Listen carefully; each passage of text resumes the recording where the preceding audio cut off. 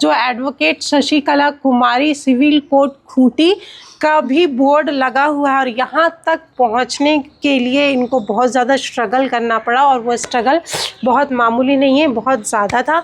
2 बच्चों के साथ में उनको लेते हुए, बैलेंस करते हुए अपने पढ़ाई को, अपने प्रोफेशन को, अपने सपनों को जारी रखे और आज 10 साल पूरे हो गए हैं इनको अपने सपनों को पूरा करते हुए। और शशिकला मैम, मैं आपसे ये जानना चाहती हूँ कि इस लाइन पे जब आप आए तो आप इनकरेज किससे हुए कि आपको लॉयर ही बनना है? इनकरेज होने के लिए मुझे अपने हस्बैंड का भी सपोर्ट मिला और अपने मेजले भाई जो हैं मिशन बदलाव के संस्थापक फाउंडर हैं, जिनका नाम है भूषण भगत। मिशन बदलाव एक तरह का समाज सेवा संस्था? हाँ, एक सोशल संस्था। तो आपके हस्बैंड और जो आपके भैया रहे हैं, हाँ, वो उन्होंने पैसे से भी हेल्प करा है या बस एनर्जी बूस्ट किए थे? हाँ, दोनों का पैसे से भी सपोर्ट रहा और एनर्जी बूस्ट भी मिला। आज के डेट पे एक ऐसा हस्बैंड मिलना जो आपको सपोर्ट करे, आपको इनकरेज करे आगे बढ़ने में, वो बहुत मुश्किल होता है और इस मामले में हमारी आंटी बहुत ज़्यादा लकी हैं आज आकर के ये अपने पैर पे खड़ा हो पाई। आप मुझे बताइए कि महिलाओं को पैसा कमाना ज़रूरी होता है या नहीं होता है, और ज़रूरी होता है तो क्यों होता है? हाँ, आज के डेट में तो जिस तरह से महंगाई दिखा जा रहा है तो पैसा कमाना बहुत ही ज़रूरी है, क्योंकि पैसा रहता है तो आप किसी भी तरह से अपने परिवार को मदद कर सकते हैं। फाइनेंशियल जो भी प्रॉब्लम होता है वो तुरंत ही सॉल्व हो सकता है अगर आप मजबूत हैं पैसे से।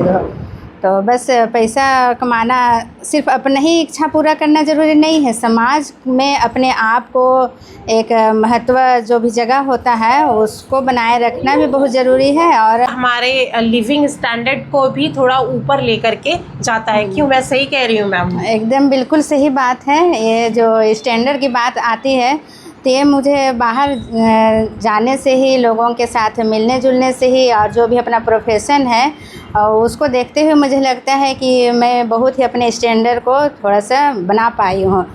आपको किन किन तरीके से स्ट्रगल करना पड़ा या किन किन परेशानियों का सामना करना पड़ा यहाँ तक पहुँचने के लिए, आप प्लीज़ शेयर करिए। और बढ़ता है तो बच्चे को संभालते हुए मैं अपना पढ़ाई जारी रखी। इसे कंटिन्यू तो जारी नहीं कर पाई, 2 साल मेरा गैप ही हो गया। किया जाए तो मेरा सेशन था 11 से 2014। अच्छा, 2011 से 14 के सेशन में आपने लॉयर की डिग्री प्राप्त की? लॉयर की डिग्री प्राप्त करते थे कि घर में काम करके भी निकलना है या फिर घर का सपोर्ट रहता था? या मेरे बगल में एक मेरी क्या बोलेंगे दीदी भी बोल सकते हैं उसके समाज की, जिसका नाम है सुनीता जायसवाल है, बट वो मेरा बहुत साथ दी, सपोर्ट की कि क्यों आप टेंशन ले रहे हैं, चलिए ना मैं आपको आपके क्लास तक पहुंचा दूंगी। बस फर्स्ट जो मेरा क्लास था जिस दिन मुझे ज्वाइन करना था उस दिन वही दीदी के साथ ही मैं गई और उन्हीं के साथ ही मैं उस दिन कॉलेज बस में गई और बस में साथ में आई। तो मुझे कॉन्फिडेंस लेवल जो भी बढ़ाना था वो मेरी दीदी ही की।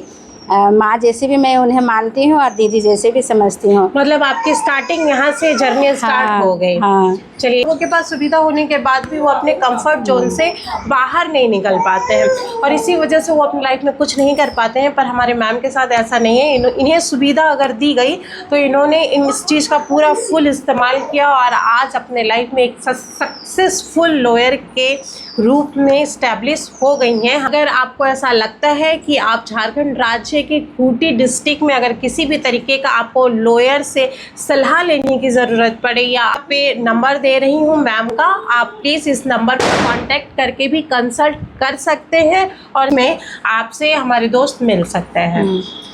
अब मेरा ऑफिशियल टाइम है 10 बजे से लेकर के 5 बजे तक और उसी बीच आप मुझे कांटेक्ट कर सकते हैं। मैं लीगल एडवाइज़र के रूप में भी काम करती हूँ जिसमें फ्री एडवाइस देती हूँ और एक मीडिएटर के रूप में भी काम करती हूँ जो कि मध्यस्थता का काम करती है। लोगों के डिस्प्यूट जो बीच में है उन लोगों को मैं सॉल्व करती हूँ निःशुल्क, इसमें कोई फीस नहीं है।